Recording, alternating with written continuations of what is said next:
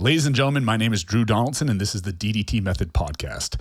This week, I'm sitting down and speaking to Mr. Joe Binley. Joe Binley is the owner of Project AD, a supplement company that's been ahead of its time since it first exploded onto the market years ago. But beyond being the owner and innovator of the supplement company, Joe is an incredibly accomplished nutrition coach in his own right, combining cutting-edge science with practical experience, both on himself and his multitude of clients over the course of the years. Joe is truly somebody that thinks outside the box and is a brilliant educator. Today, you're going to get some insights and some approaches that I guarantee you've never thought of before in approaching your own nutritional strategies, be it for performance, longevity, or body composition. Take some notes on this one. You are bound to walk away with a ton of actionables. This is the DDT Method Podcast with Joe Binley.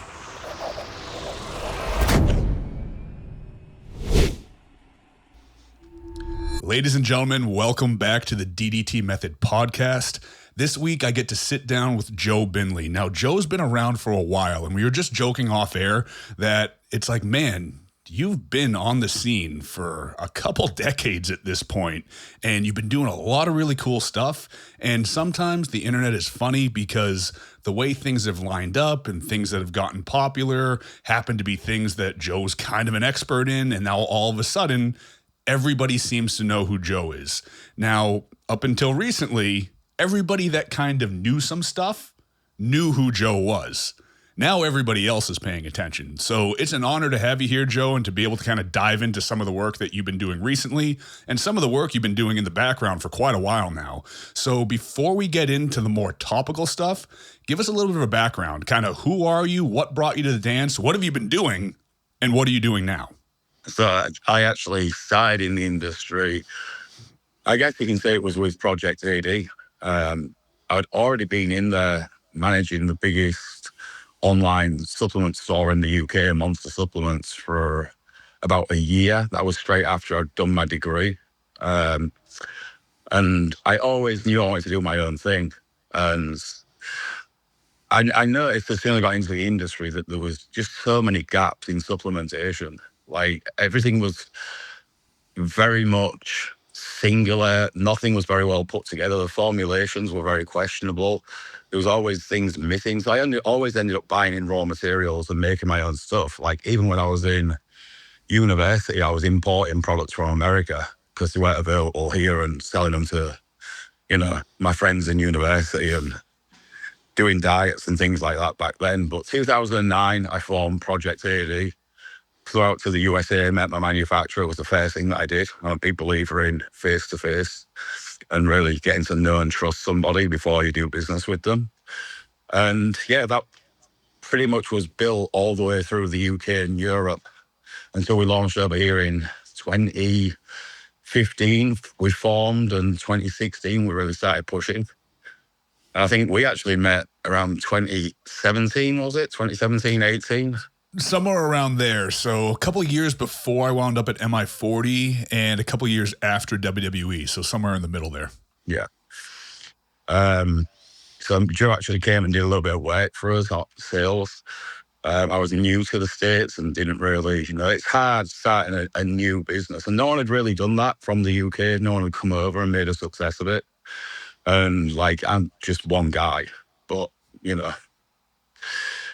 if you've got the balls, which you have to have in business, then you just pick up your shit and make the move. And that's exactly what I did. It was the biggest gamble I ever did, was launching in the USA, because it drained all of my resources. I was literally living in my car, driving state to state, do 6 weeks here on a temporary visa, fly back to the UK for 6 weeks, fly back out to the US and go back and forth. And that's how I started building AD over here until we started to get a couple of sales guys. So that was mainly the bulk of it. Just continuing to build through bricks and mortar stores, always innovating with formulas and trying to do different things and think outside the box. That's always been our core competence and our strength, and continues to be. As you'll probably see when we come into some of the other stuff that's more topical, it's very different and stuff that I'm always seem to be a little bit ahead of most people. And then we launched Professor Nuts in 2018, 19, which again, something a little different. knew it was going to be controversial, but I've spent a good amount of money and put that through a study. And that's been published in a medical journal. It's been out for like 6 years. So that brand was pretty much very, very stressful to do, because we took a lot of shots for that. And we still do, but it's proven over 6 years. So, yeah, I mean, I've always coached. I was doing a lot of coaching back in the UK. I had the best athletes in the UK at one point. I was up around the same time as Jordan Peters. He was one of my best friends coming up early. But there weren't that many good prep coaches in the UK. And as AD grew and the businesses grew, I just couldn't do it anymore. So I stepped away from the coaching, but always kept obviously a keen eye on it and sponsoring athletes with the brand, and always on the scene without actually being in the coaching scene. But a lot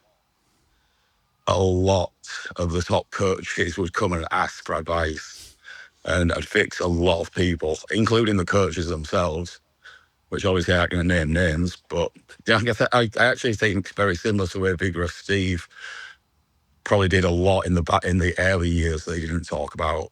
It's just one of those people, like you said, a little bit underground that only certain people will know about. And then your protocols and your things get passed around. And that just got to a point where it was frustrating because people were just taking my work and, taking credit for it. Well, we're in this industry where regurgitation of information is kind of the norm, unfortunately. And you have a lot of people that reach massive levels of success due to a compounding amount of other factors like marketing, just camera presence, stuff like that. But the cream always does rise to the top inevitably, and those are the people that understand how things work kind of underneath the hood. They understand the science, they understand the practical application of the science, and that's always been the route that you've taken, which is why your protocols have kind of like spread out far and beyond yourself, and they've been taken and reused and probably got wrong by a lot of people because, again, most people don't understand how these things actually work. One thing that's taking off right now is the sugar diet, sugar fasting, fruit fasting. There's a bunch of different names for it, but inevitably that became a gigantic thing in and of itself via, I think Mark Bell was the first one to really put it out there in the sense of making it catch on mainstream. But this is something that you've been doing for a while. What are some of the experiments that you've done in the extremes of dieting, and what led you to conceptualizing the sugar fast and taking advantage of that? Because I know you've done stuff with keto, you've done stuff with sugar, you've basically done everything, and it all kind of works. But what are some of these experiments, and what led you to that? There's actually a lot with keto and low carb that still isn't out there, so I will do a book on that at the early part of next year. Because that's actually on a personal level something that I feel really good on. Like for me and like mental cognition. Again, I mentioned Vigorous Steve because I've only like really got to talk to him this last couple of months, but very similar to him, both seem to run well on low carbohydrate environment. But yeah, a lot of extremes that I did in that field, and they still have not really been discovered. So that's something I'll sit on. But yeah, the sugar diet, I mean, this isn't new. I mean, this is what frustrates me. It's like people catch on. It's like, there's been the starch solution. There's been like the fruitarianism. Like it's been around for years. So I will just jump into these different communities and try. And I don't ever put anything out unless I've done it myself. Like, unless I know how it feels in the body and my response to it, then I will never like even really discuss it. So I went through all of this. I did bananas only. That's on my Instagram. I think it was like, and I was very low carb. So that was like, let me flip the switch. My body started to show signs of fatigue and it wasn't performing too well on low carb. Because I mean, I was close to a decade. I was super low carb. I went into carnivore as well. And I started to get discoloration of the skin in my lower extremities. And the blood flow didn't seem great. I started to get worried about what was going on arterially and blood flow. I'm like, I'm in my 30s, this shouldn't be happening. And always on low carbohydrates. Metabolism would slow down. I'm like, okay, we need to really flip the switch on this. So I started to go leaning more into carbohydrates, which I've never really done well with historically. But I was like, oh, what have I not done? It's always come with protein. So I really started to restrict protein, which then led me down the rabbit hole of all the protein restriction like studies. So I designed formulas. Like, I don't know if you remember, like quite a few years ago, there was quite a lot of hype in the longevity field around methionine restriction. Yes. So that was something that I was like, okay, for longevity. But then I looked at like cysteine, and then it was the Lamming lab who did a lot of research on isoleucine restriction. I'm like, all these amino acids, I already knew the power of amino acids from a lot of stuff I'd done in supplementation and again in the ketogenic diet, which I ain't going to talk about too much here because that will come out at a later date. Like, each of these amino acids has a very unique signature to it and unpronounced effects, what it does in the body, which not many people truly understand. So if you look at like our amino product, Aminotor, like everyone was talking about methionine restriction. If you look at any essential amino acid profile on any supplement, you'll find that it's generally just a straight mix, like the same ratio throughout all of the essential amino acids, except for the branch chains and maybe a little heavier in lysine. And I was like, well, if you start looking at methionine, it has interactions with IGF-1. We're taking in amino acids around the workout. Why would we want low levels of that? So if you look at our product, that has higher levels of methionine, but it's balanced out with some glycine as well. So it's just really digging out to the minutiae. It was going into product formulations, but also into diet. I don't use hardly any supplements personally, even though I own a supplement company, because I don't like anything to mask the nutrition experiments that I'm doing. So I always try and keep everything a constant. So I hopped into, I did the starch solution for a period. I did fruitarianism for quite a while. And then eventually landed on candy. I think it was 2022. It is 2022. Again, it's on my Instagram. So all this stuff's time dated. Like, you can scroll back. Like, I've done this shit years ago. I was like, well, let's see. Like, to get my blood work done regularly, I was like, let's see how bad some of this processed sugar is. Like, let's really have a look. 'Cause I'm doing, like, everyone promotes fruitarianism, a lot of polyphenols, anthocyanins, like a lot of antioxidants coming from fruit, starch solution, immediate, like, converts glucose, very efficient in the body. Okay, reasons for this. Like, what happens if? So I actually did 4 months of straight candy. Like nothing but candy. Nothing but candy. And what happened? Quite a lot. So I wouldn't advise that to anybody. Like, I did start to get some deleterious effects, but I got really, really lean. And like my metabolism seemed to really ramp up as well. I was like, for someone who's naturally a heavy guy, like I gain weight easily, I was like, I did not expect this. And obviously now we know, like, FGF21, the reasons for that. Like, I wasn't aware of FGF21 there. I was just doing it as a straight experiment. Now I've got some rationale. So what I will always find is I'll experiment and find something in the body, and I'll try and like justify, like, why is this happening? Why am I feeling something? And then I'll go and dig into the literature. I'm like, because I'm very in tune with my body. And most people who've been bodybuilding or in like any type of like anything in our industry, like, you're pretty much in tune with your body after a few years. You know when something feels off, when you feel a bit inflamed, like you just know. So I started digging into the literature on that. I was like, okay. But I did start to notice like my clarity of thinking was a little bit fuzzy, and it's just probably some blood sugar fluctuations. I know when I first started, I was like hyper to the point of like, I can't sit down. And for me, I'm like normally pretty chilled and reserved. Like, I don't have a lot of like neat activity normally if I'm just sat down, but I couldn't sit still. I'd be on calls, I'd be walking around while I'm on a call. I just want to be moving instead of doing like my usual like 35, 40 minutes cardio. I'd be doing interval sprints. Like, it's just completely different. It completely flips the switch. I'd want to be in the gym, like doing volume as opposed to doing what I prefer to do, which is more, 1 or 2 sets heavier weight. It just completely changed. I listen to my body, so I'll follow it and run that through. So it makes sense that when you're loading your body with so much glycogen that you would feel the need to expend that with more glycolytically taxing training and activities.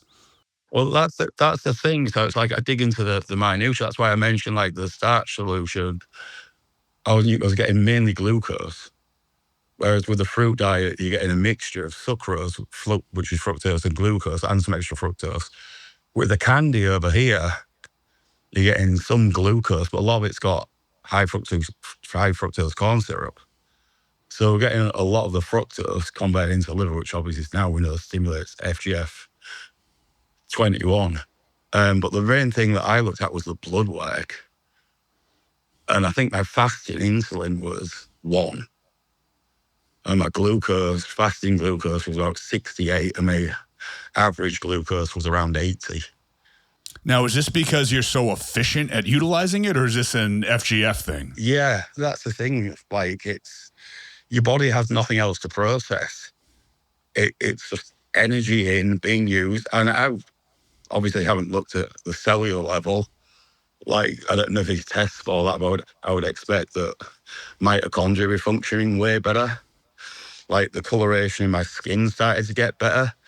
I'm like, this is repairing a lot of things. That was back in 2022. So obviously I just kept digging deeper and deeper. And then got talking to Anabology on X, because he put something out about doing a honey diet. And I just sent him a private message. I'm like, I've been doing this stuff for quite a few years. And he was like, what do you mean? So I told him what I've been doing. And he was like, holy shit. So he's like, what have you noticed? And that's why I discovered or came across the GDF-15. It's through that something happening in the body. I'm like, why am I getting such a strong aversion for food? Like, I didn't want to eat after a while. I just couldn't look at it, didn't want anything else. I'm like, why is this happening? Because everything's like ramping up. And then all of a sudden it's like hitting a wall. And it's like, I'm not interested in looking at food, no cravings. Like, it helped fix a lot of issues I had with food. Like, a lot of food noise where I'd always want to be eating or needing to eat. I had a history with bulimia. Like, when I was competing in the earlier days, I'm just like, all that stuff seems to be fixed. I'm like, what is going on? Why am I getting this like lack of hunger? I started digging. Now, I actually came across GDF-15. I think I was digging into the literature on cysteine restriction again. It was mentioned. I was like, let me look at this. And then I saw that GDF-15 was also released after really strenuous bouts of training. So what is GDF-15? What's it doing? Like, what is it? It's like released by the body where it senses, it actually sense in the hindbrain, so it doesn't need to cross the blood-brain barrier, so it'll sense in the blood, like when there's like stress and like efficiencies. And it'll kind of like to calm things down, to stop your body from doing harm, essentially. So FGF21 like can ramp things up, stress the liver. Like, this is almost like the body's natural defense mechanism to calm things back down again, to promote that aversion for food. It's like when you've just done hard training, your body's stressed. You shouldn't really be forcing food down. If you do a hard leg day, you don't want to eat just after, and most people will puke up. Like, the body needs to settle down. It's under high levels of stress. So this is like, it's your body's way of telling you just calm down, like, give it some time. And that explained the aversion for food, like, through that pathway. When I heard about it for the training, coming from the stressful training, I was like, oh, that's anyone who's done a hard leg day or like hard training, you don't put the dumbbells down and want to go and eat straight away. You'll need an hour. And I think that's GDF-15 at play. Now, is this GDF being released in a greater abundance due to the fibroblast growth factor? So yeah, it's like, so with the FGF 21, you get like a steady release, but every time you have the fructose, that's what gives it a bump. So it's like you get these peaks and they just keep rising peaks. GDF 15, I kind of imagine it as like a slow burn. So it's gradually building, almost in the background until it gets to that level of stress response. It's like, okay, this is enough. Like, this is enough, you know. Awesome. Makes perfect sense. The body's so smart. Like, I don't know, like, I always just look at the human body and it's like, whatever conditions you put it into, it will find a way to adapt and find a homeostasis. So what mechanisms is it doing to compensate for that? What pathways are being activated? And I just keep very much an open mind with it. I'm like, you can do a lot of damage to the body. And for a period, you'll get away with it. Like, why are we getting away with it? Like, what's happening and where's the break point? You know? So it's when you really start breaking it down and thinking about the body in a different way rather than, it's not numbers. It's not a calculator. It's not an equation. It's the most sophisticated piece of equipment that we've come across. Like, no one can figure it out. But I think if you start thinking about working with it and when you start working against it, what is it doing to protect and preserve? It's the same as losing body fat. You keep increasing output, restricting energy input, it's going to hold and hold and hold body fat. It's a survival mechanism. It's its last sources of energy. It does not want to let it go. It's so simple when you talk about it like this. I don't understand why more people do not get it.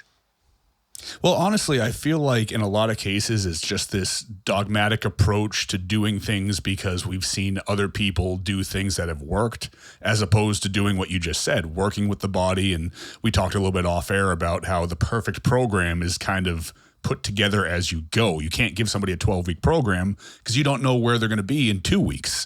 So backing up a little bit, I think there's a lot of misunderstanding on FGF. So people are talking about it because, I mean, mainly your book, which we'll touch on in a little bit, breaks it all down. But people are going over it as a concept or as, oh, sugar diet, FGF. Like, what is FGF? Like, is it an enzyme? Is it a stress hormone? What is it? What's it doing? How do we harness it? Because that seems to be kind of the focal point of all this.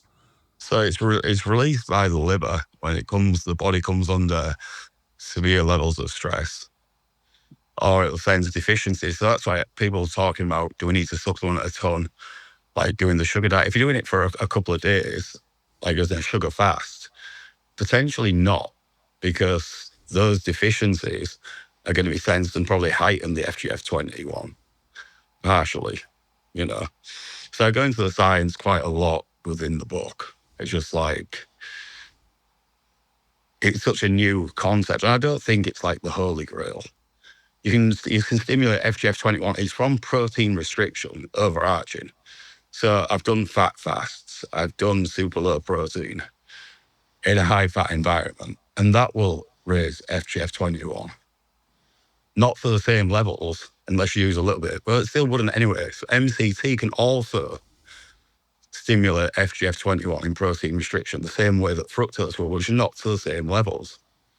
So it's not anything magic about the sugar diet. It's just the most effective and efficient way of getting the highest levels possible in the shortest space of time. But any form of protein restriction, and I think it's like under 8% of total calories, will have some stimulation of FGF21 over time. But the closer you get to zero, the better. So you know as well as I do, if we go and we tell a bodybuilder or a bodybuilding enthusiast in general that they have to scale back their protein to get a positive result, their head's going to fall off. They're going to go nuts. If we wanted to intro a sugar fast, sugar diet, something a few days per week to take advantage and leverage this FGF, how would you go about structuring that? Would you do it on a couple off days, or would you do it on highly glycolytic training days? Would you pull the protein all the way down? Would you keep some protein in? Like, if I were to do it 2 days a week, would that be beneficial, and how would I do it? It's funny you should say that. I'm actually just going to do a whole book on this just for bodybuilding. like with my overarching nutritional approaches and then incorporating some of this stuff. And there's no like written science on it, but the way I would structure it actually is to use it on days off and before a week body back. So if you're trying to lose fat, I have something in the book, and it goes through the fructose to glucose ratio. So if we're in a dieting phase, I would go high at fructose and maybe just do some steady state cardio. But if we're going for a more performance base and you're really wanting to perform well, I would go heavier on the starches to really saturate and overload glycogen on that rest day. And then that would allow you to have a higher protein intake for recovery post that training session after. Like, I got this all like mapped out to get into another book, so I'm not going to give everything away. But yeah, dude, you're the way you're thinking is on the right track. We should always be looking to push and pull on all of these macronutrients. I don't think everything should be kept stable for 7 days. No, I agree 1,000%. Well, it can be. People have been doing it and they've proved that it works. But long-term sustainability, like what does every athlete end up happening? We'll pull some calories, we'll increase cardio, and that's it. That's the prep. Throw some more drugs at it. I'm sorry, but that's it. And it's bodybuilding coaching is shit. With the exception to a few people.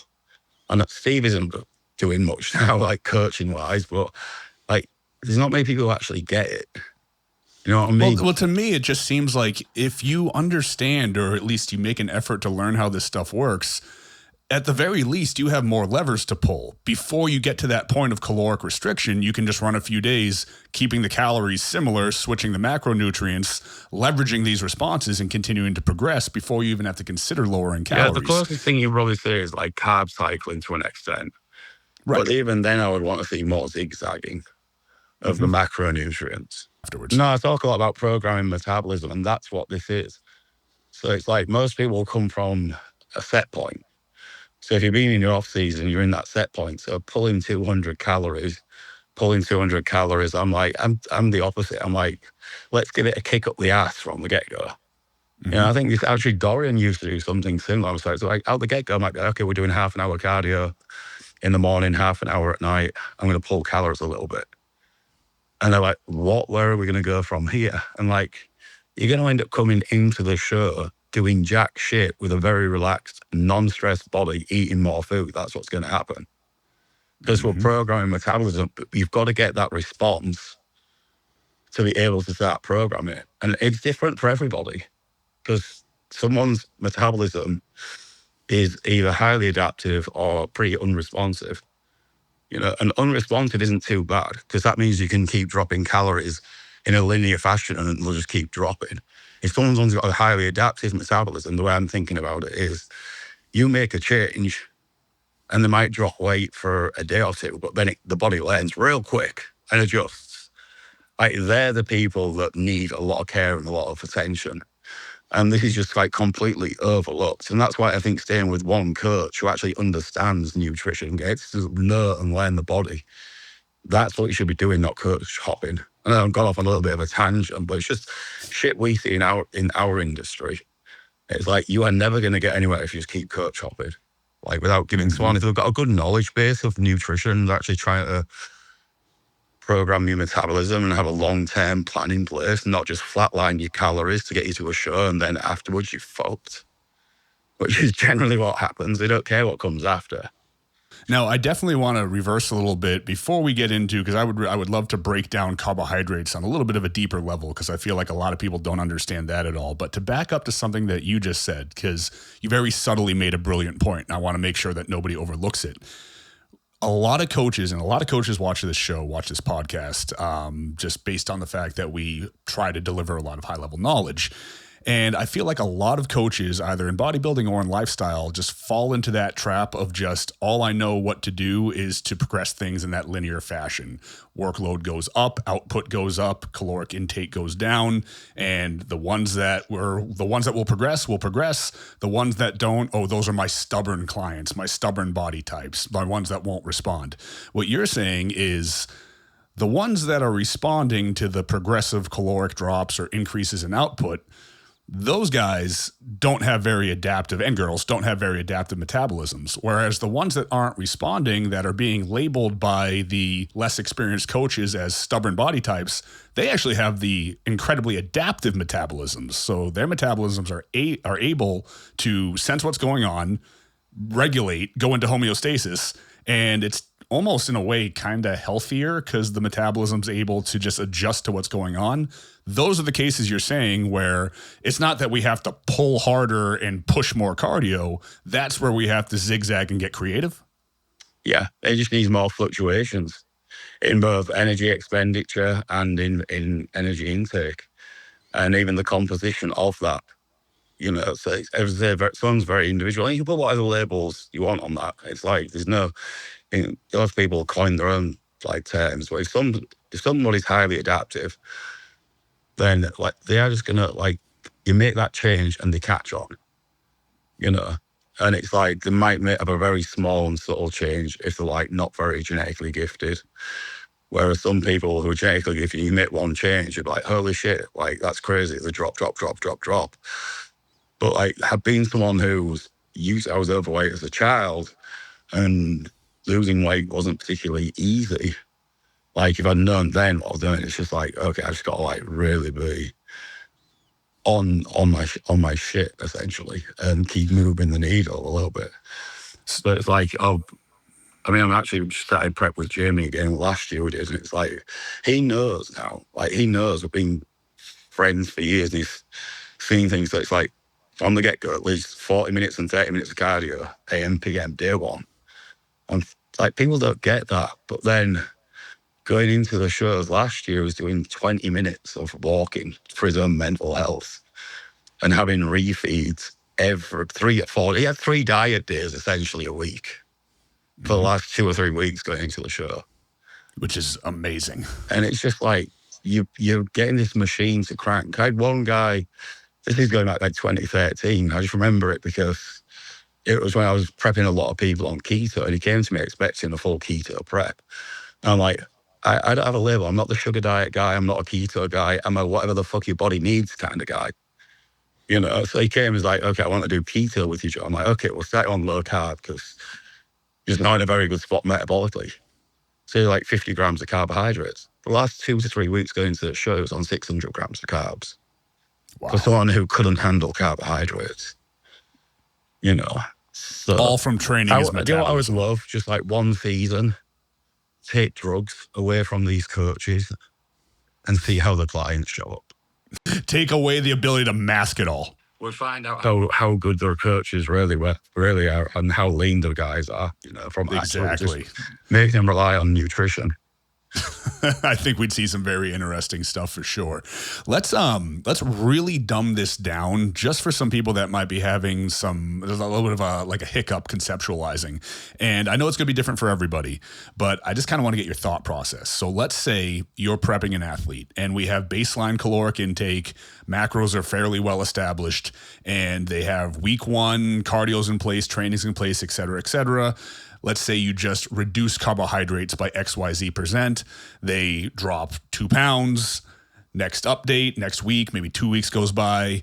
They haven't dropped anything else. Maybe another week goes by. They haven't dropped anything else. Now we've established that the linear drops aren't necessarily going to do anything.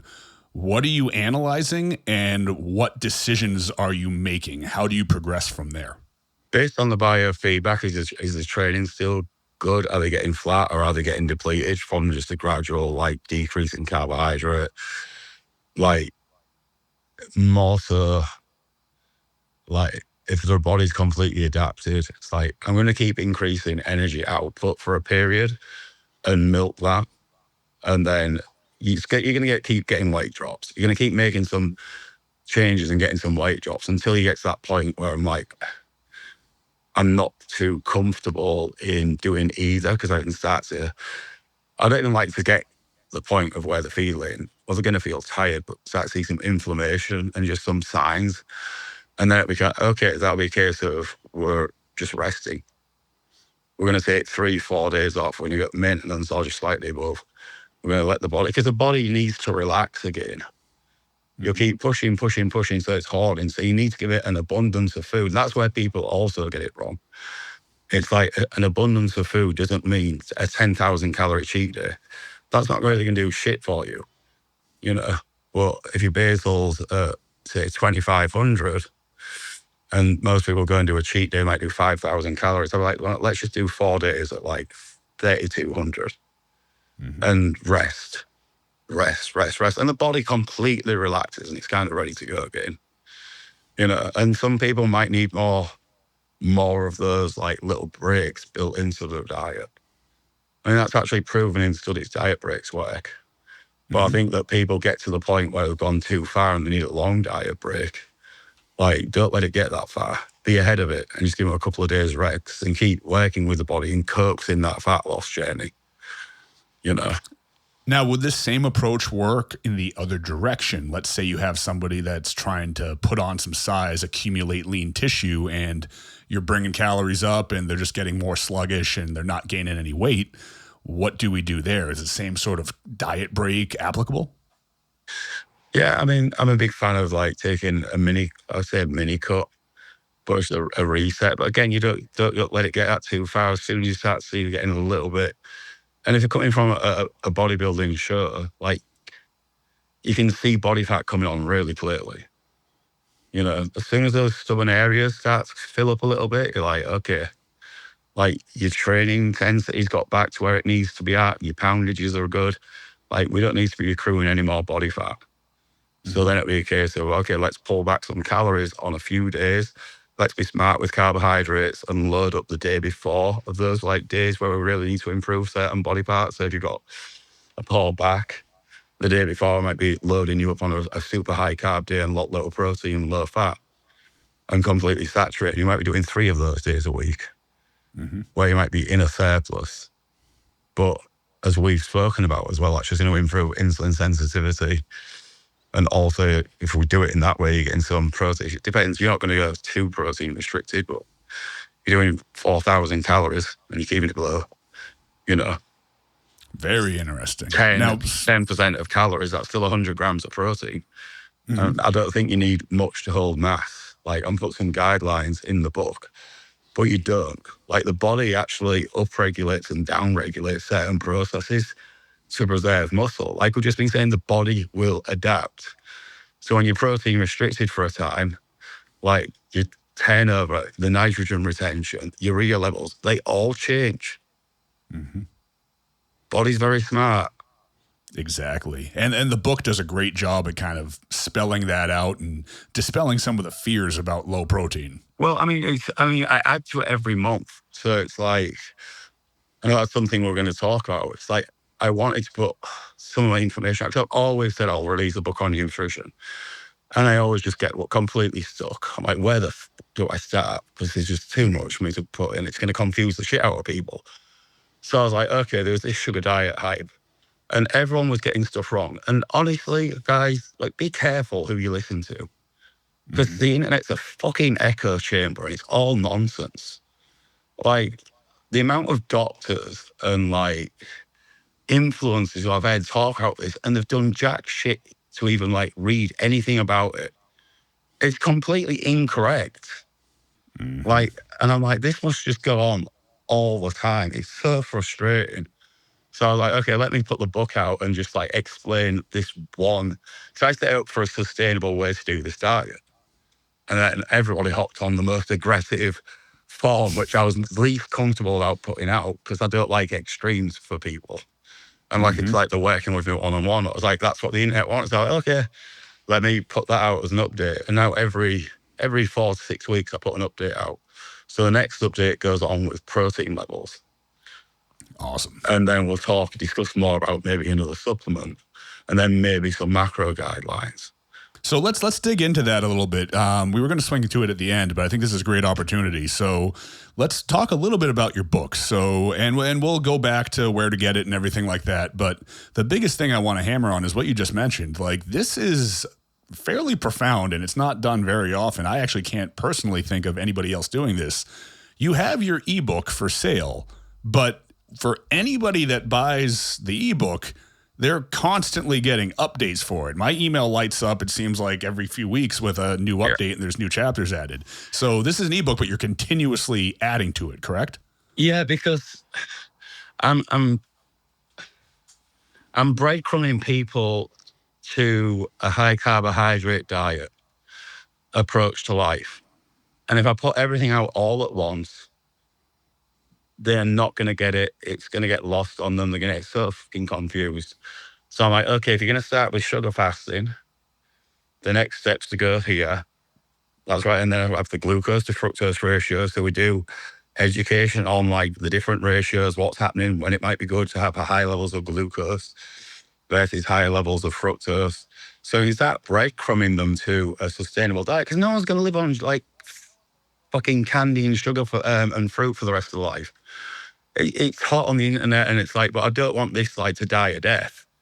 So it's like people need a sustainable diet that can live by. And there's a way to do it with these types of food. You can throw in certain days at certain times, but you've got to get to that end point. So I'm like breadcrumbing people. And it's kind of, it'll carry on all the way towards the end of the year. I'll just keep breadcrumbing people. And then you've got this like full Bible of how to go from sugar fasts to sustainable diet, all the macronutrients explained, my theory on super low fat diets and why all this bullshit about seed oils and fats, we might not even need to worry about.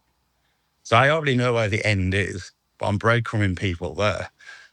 There's multiple reasons for that. You keep people interested and you build a community. So I've got a website launching next week also, joe-english. I think it's .ai. I think we're trying to get .ai. Yeah, Joe English. I mean, thanks, Mark Bell, for that. Everyone gets my name wrong. So I was like, and then I would always get like accused of being Russian, Swedish, German, South African, or Australian, anything but English. So I was like, you know what, I'm going to make this simple for people. And it's just caught on and stuck. So I seem to have adopted that name. But on there, that's obviously going to have where the book's for sale, consultations and stuff, which I don't really do many. And that's by choice. I don't have time in running the businesses, which again, a lot of new people don't understand. Like I actually run businesses. I've got more projects than I need right now. But also there's going to be a community.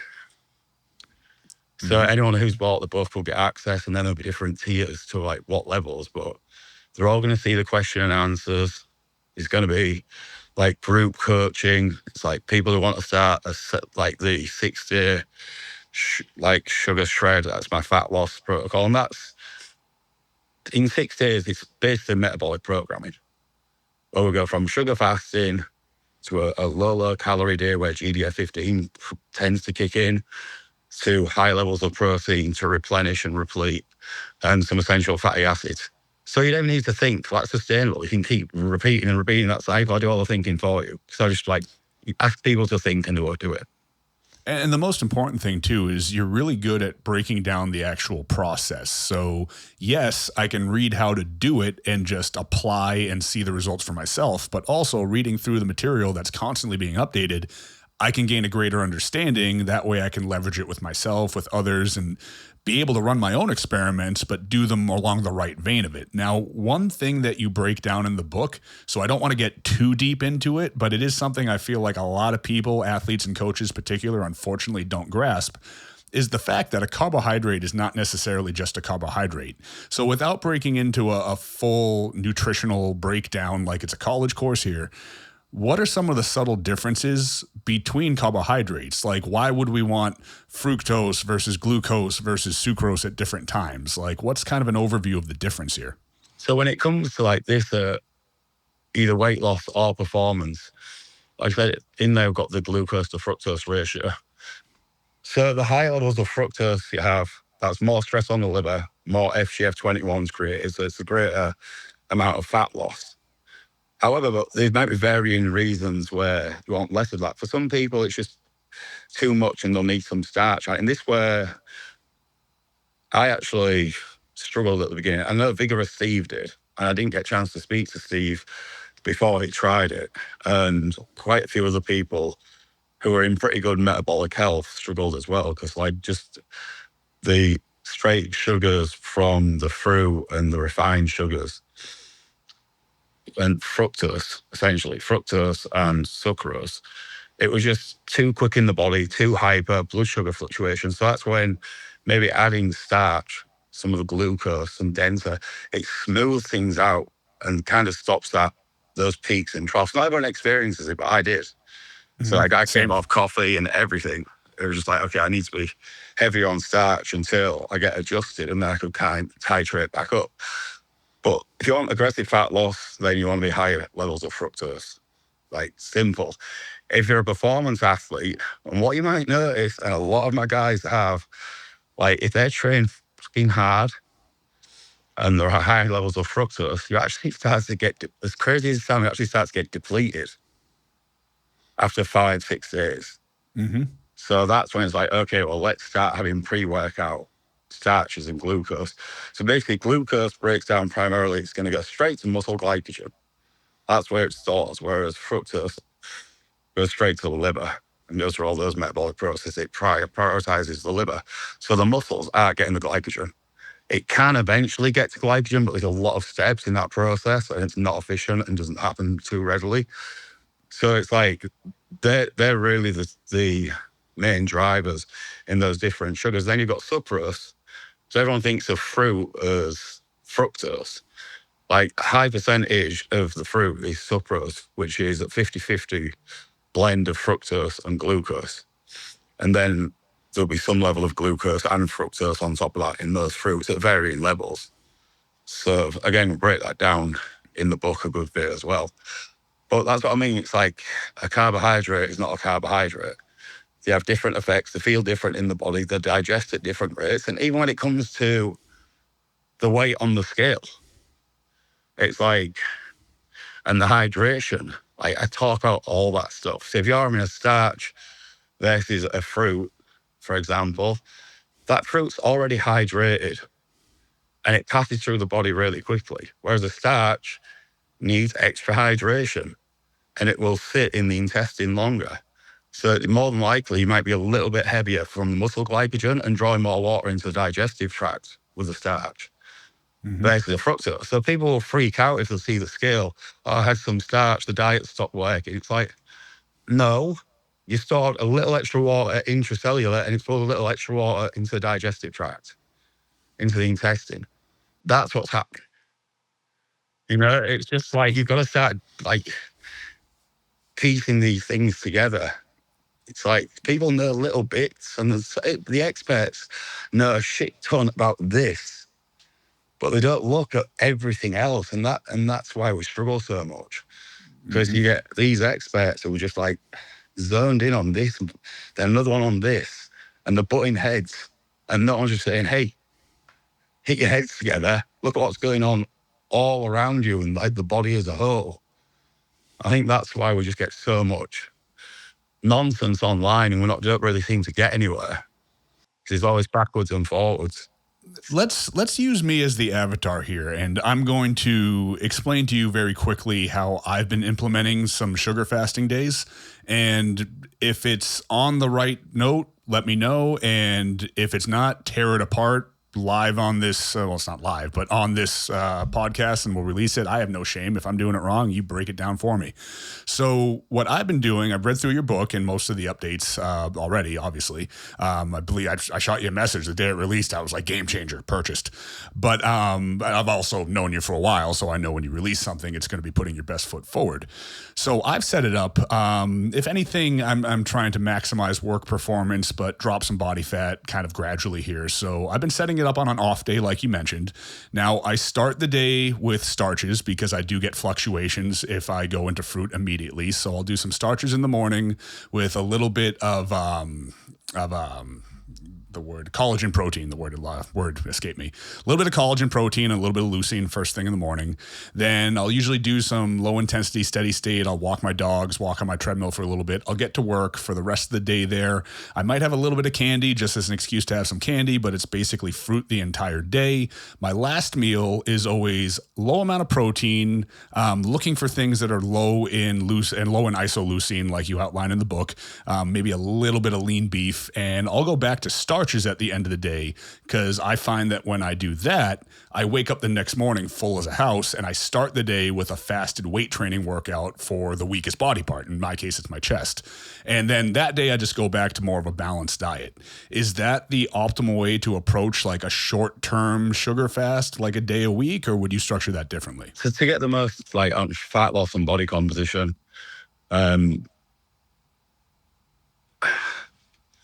depending on the structure of the rest of your week, if you're going to do some zone 2, like this is where it comes into like really knowing you personally and like what your day structure's like, then I would probably start with, well, you've got nice low levels of blood glucose, some fasted cardio with maybe some coffee and some MCT. Mm-hmm. And then you can put a little bit of honey in there as well.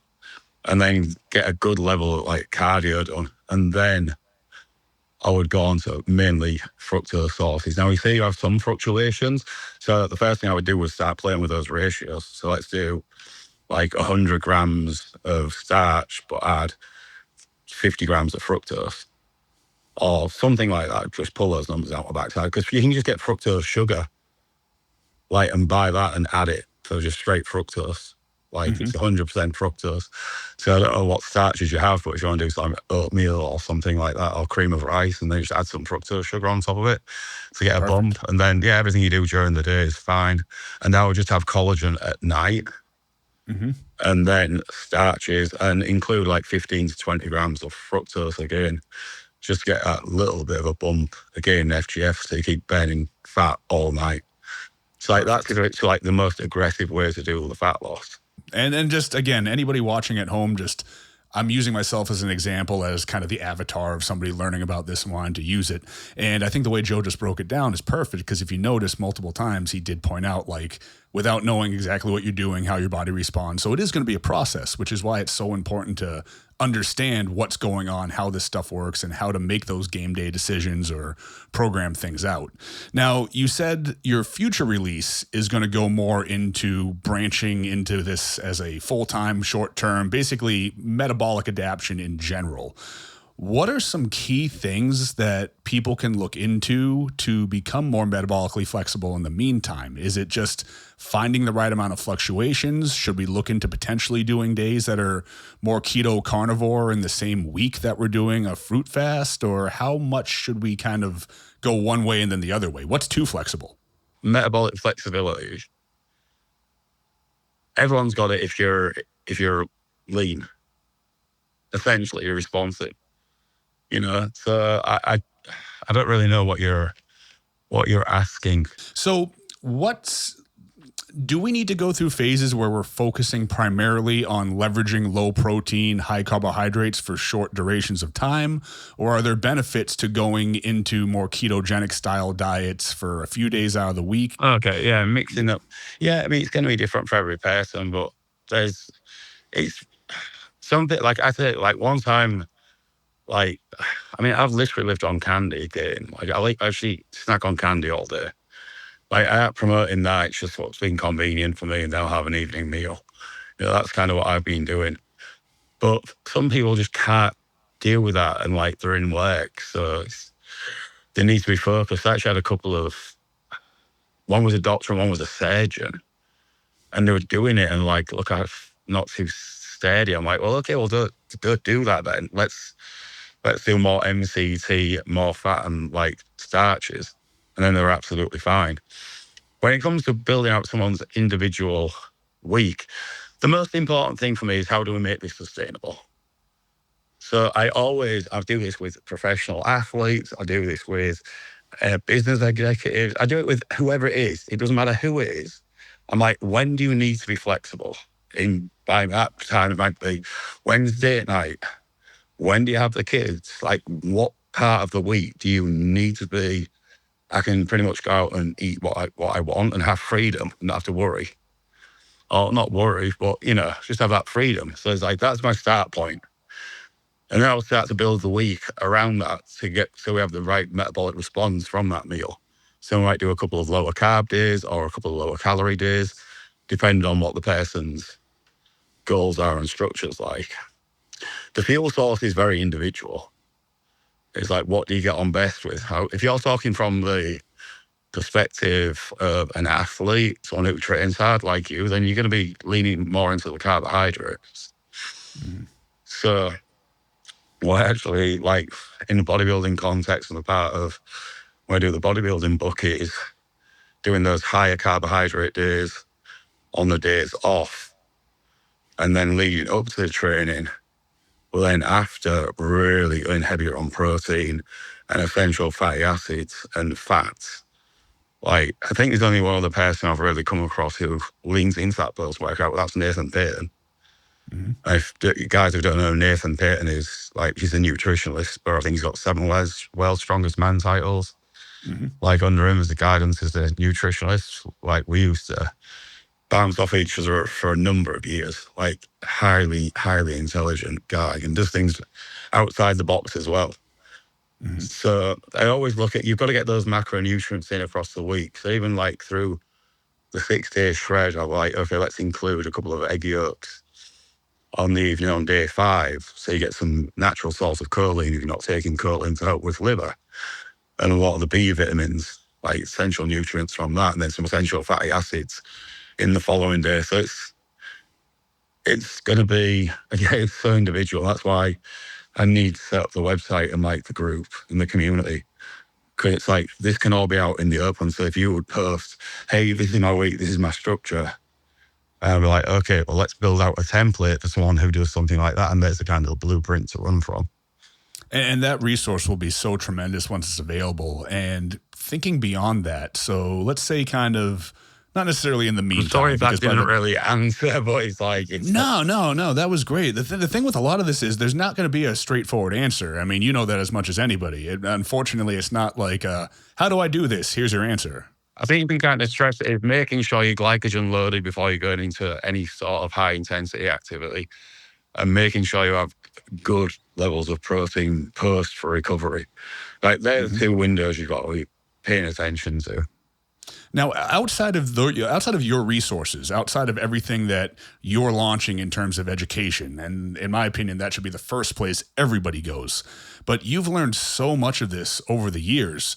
Where does somebody go to begin to dig into these processes at a deeper level? Should they be pulling research studies? Are there books that you would recommend? Like, beyond your stuff, where do I go to learn even more about this? Or where does the coach watching this that wants to learn these processes go? Good question. It's hard to find good information. Mm-hmm. I'm not a big reader, to be honest. I don't really read many books, studies. I lean more into studies than anything. But it'll be come from a topic I'm inquisitive on. So I'll be, you know, it's different now from when I was coming up because the internet's evolved so much. So I'm Right. guessing more people lean into chat GPT and Grok, I'm guessing, like for that stuff. But definitely into the research papers. But that only tells you so much. If you really want to understand something, try and find someone who experienced, who's done it before and got a proven track record, and spend time with them. Pay for a consult. Like, Mm-hmm. if I want to know something like desperately, it's like, go and find a vigorous Steve in that field and Exactly. pay a vigorous Steve. And I'm like, I don't know what Steve's prices are, but I can guarantee that it's going to be worth every dollar by when you start adding up all the time that you're just going to spend looking for the information, making sure it's the right information, interpreting the information correctly, and then knowing how to apply it. That's a long process.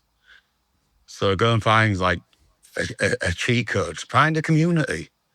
Mm-hmm. Like, that's the great thing about the internet now. Go and find a community where the topic, like, if you're interested in peptides, go into a peptide research community, not a company, but an actual, they exist. Like, be a Mm-hmm. little bit creative. You want to find like-minded people who are inquisitive, because that's just going to give you a bunch more people who are all digging for the same stuff and sharing it. Exactly. I couldn't agree with that more. Now, final question for you, Joe. It's going to be a little bit of a hot take. Maybe for you and I, we wouldn't really consider it a hot take, but maybe some other people would. I'm just going to ask for a hard number here.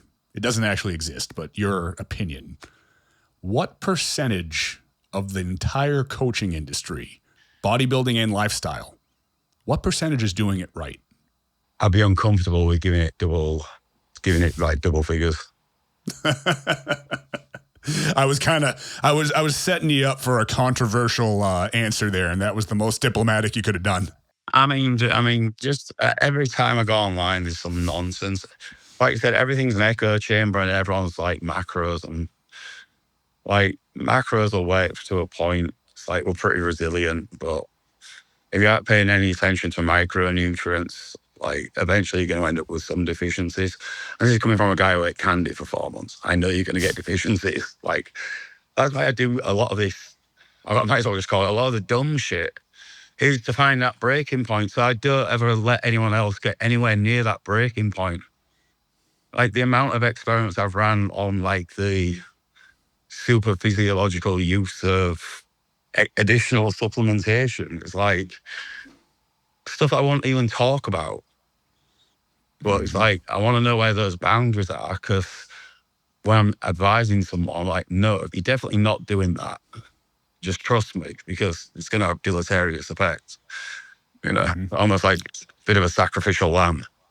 Well, I think that all goes back to what you were just saying about how to evolve as a coach and learn and gain the knowledge by finding mentors, communities, buying consults, and everything like that, because we're lucky enough that, we don't necessarily have to eat nothing but Swedish fish for 6 months. We can talk to you and find out what the fuck happens when you do.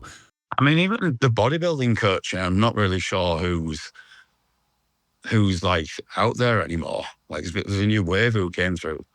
I mean, guys like Johnny Castellana, like he's not coaching so much anymore. I think trying to think who else was really around at the same time. I know Steve's not coaching anymore. There's a new crop now, so I can't speak too much about that. I don't know what their approaches are, but I know where a lot of the information comes from. That's very much copy and paste. And you can see what their athletes are eating. Because they all do the videos. So it's like, oh, I know where that came from originally. Exactly. And the biggest thing I always tell people when they're trying to vet a new coach or find out if somebody's a worthwhile source of information, just ask the question why a lot. Because when you understand this stuff, you should be able to explain it. Now, the explanation might be quite complicated, but there should be a valid explanation there. And I feel like a lot of guys can't really offer that.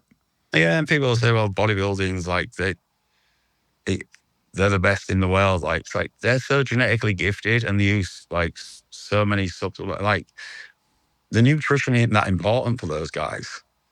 Like, I've been around Olympia winners and seeing what they eat. Like, they'll grow just looking at a dumbbell and eating a packet of fucking Skittles. Like, it's just different. So that argument doesn't really like stand for me. If you give like a regular, like, actually, general pop is kind of where I have the acid test. Like, what works on someone who's not in the gym for an hour and a half, 5-6 days a week, not doing their cardio. Like, if you can get something to work for someone who's maybe doing 5,000 to 8,000 steps and might get to the gym a couple of times a week, then you've got something that's going to work. Exactly. And I think that's what we should all be striving to do, is learn how to apply these things to the average person. And then if we get somebody genetically gifted, then there we go. Then we know it's going to work even better for that individual. Joe, this has been fantastic, man. Such an amazing source of information. Now, we've talked about the book. I know you have the new website coming, and we'll plug to that one in the show notes. But in the meantime, where can everybody else find you? Where can we learn more from you? Where can we find more of your information? Where can we find more about your companies? Probably best just going on Instagram, which is joe.english22. That's the platform where I spend most of like the time when I'm online. And there's a lot of stuff coming as well. It's like not just nutrition. We're heavily involved in regenerative medicine. There's some pretty cool, unique stuff we've got coming with that. The peptide scene as well. Actually working on synthesizing a few things. That's what I mean. There's so many things going on. Like it takes a lot of time. Like my battery gets zapped from doing a lot of the online stuff. Talking to people. Social battery gets rinsed. And there's only so much time of the day on top of that. Where can we find more on Project AD?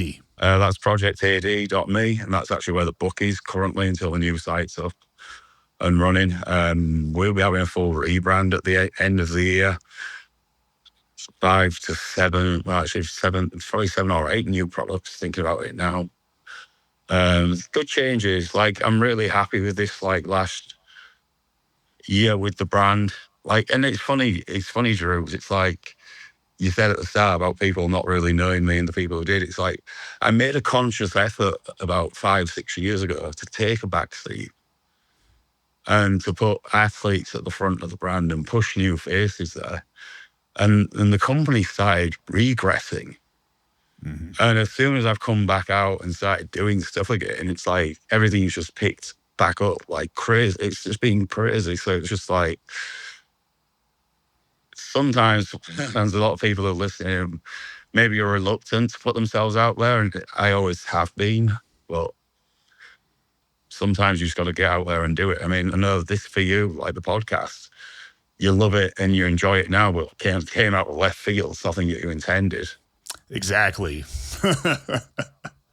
Totally out of left field, but that's a whole other topic for another day. Joe, I can safely say, as somebody in the education space, I'm very thankful that you've kind of reemerged from the shadows, because we're in an industry where we need people doing things the right way and putting out the right information. So it's amazing to have you kind of back in the limelight. You never left, but to have you back kind of in the forefront in the limelight, like I was saying. We have everything linked down in the show notes, where to find you, where to find everything that you're working on. And I cannot stress, I don't plug a lot of products on this podcast, guys, but that book, I mean, God, $50 or so, and it keeps getting updated every couple of weeks. My emails lighten up because he's adding to it. Fantastic resource. So jump in, check that out. If you're a coach and you don't buy that, then fuck off. I don't know. Maybe that's not politically correct. Ladies and gentlemen, this has been the DDT Method Podcast. Joe, it's been an honor, and we'll have you back soon.